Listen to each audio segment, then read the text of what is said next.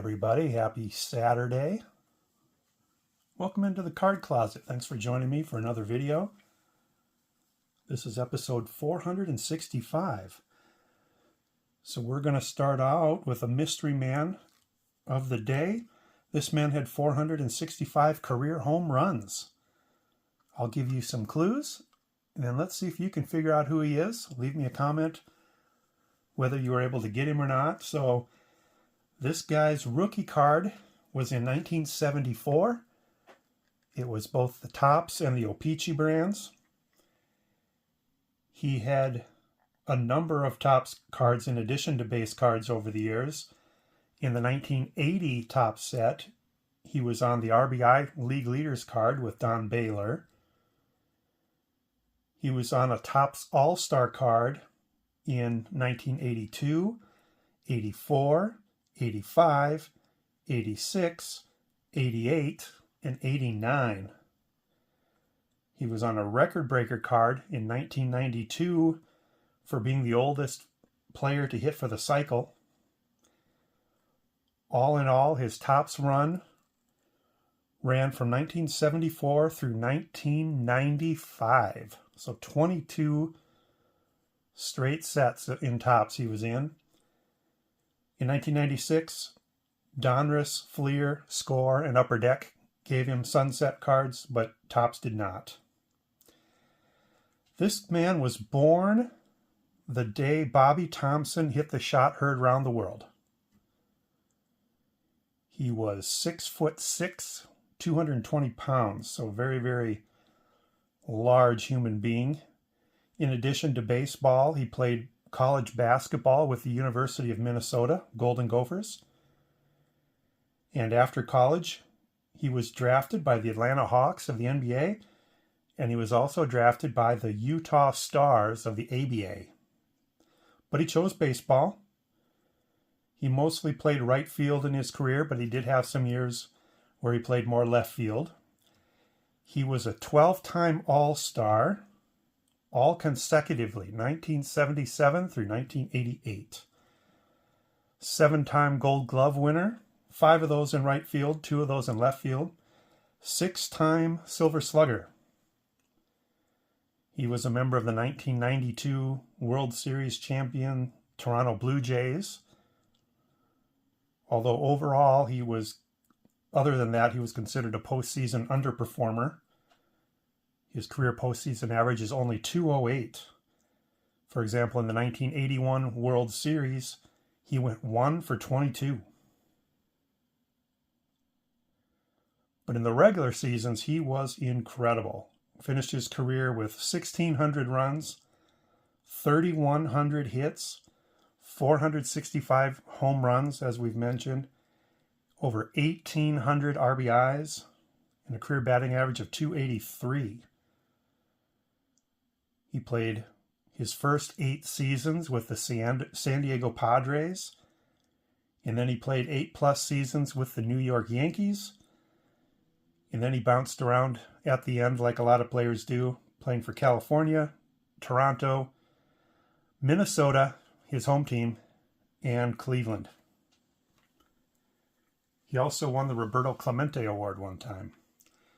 So, did you get this guy? Going to be showing his second year card here, 1975 Topps. Dave Winfield. Again, let me know in the comments if you were able to figure that one out.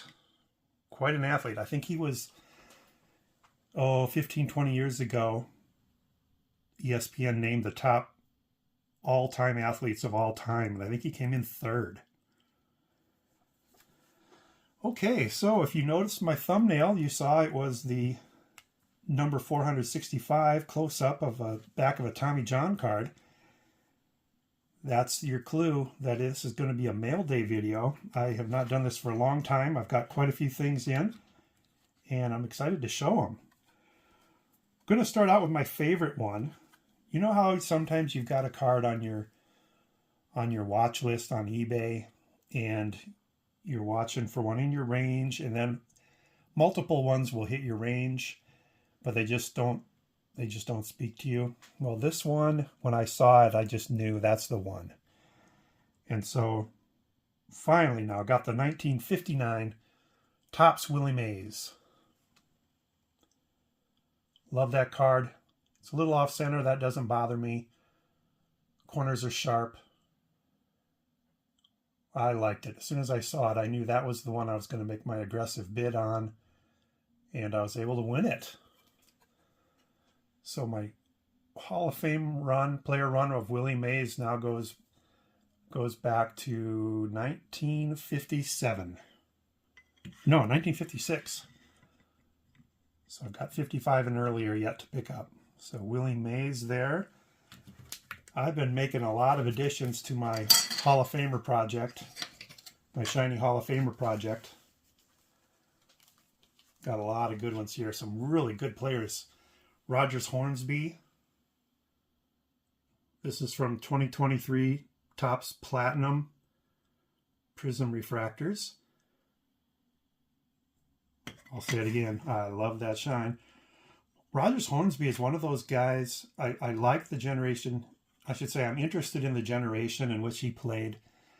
The stats that those guys were putting up in that era for hits. A lot of guys made 3,000 hits, and a lot of guys that were so close, you know, the 2,800, 2,900 range, like Rogers Hornsby, that just didn't quite make it. Next up, Mel Ott.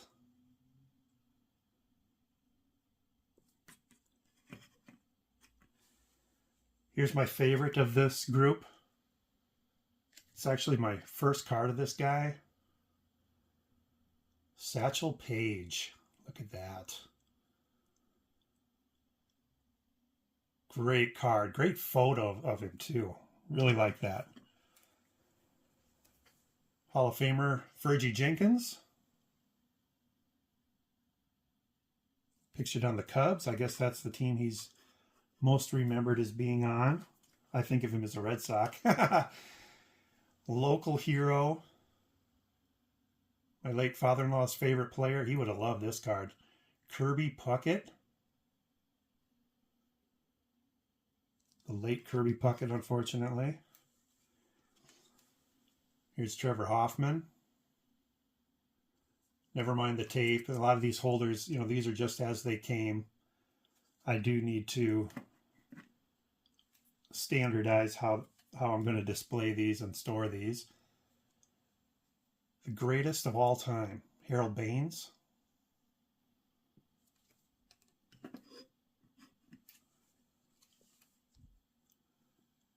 The Wizard of Oz, Ozzie Smith.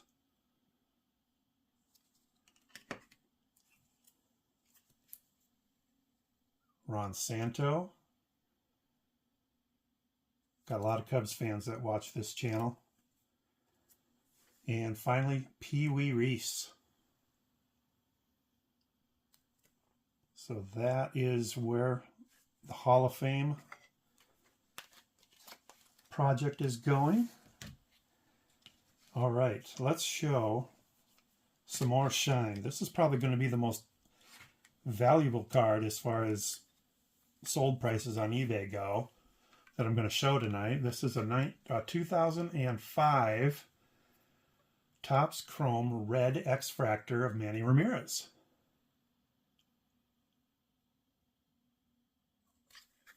And it's numbered to 25. And then I also picked up his 2006 Topps Finest Black X-Fractor. Little disappointed that the X-Fraction is so hard to see in that black background there. You can barely see it.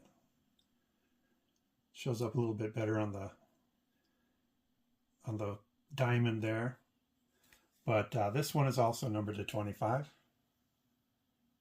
I may not keep this card. I may give it away in a contest, or I may sell it. I don't know. Wasn't what I was hoping for as far as eye appeal. Now this one was. This is a 2002 Bowman Chrome X-Fractor of Pedro Martinez. Now that has eye appeal. Really like that one. Topps Chrome for 2024 is out, and I've been picking up the Prism refractors of some Red Sox players here. These are pretty easy to pick up. Rafael Devers, David Hamilton,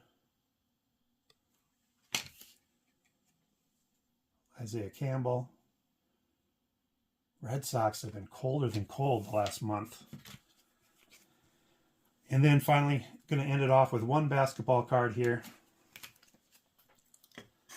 And that will be the 23-24 Mosaics are out. So I got the Mosaic parallel of LeBron James.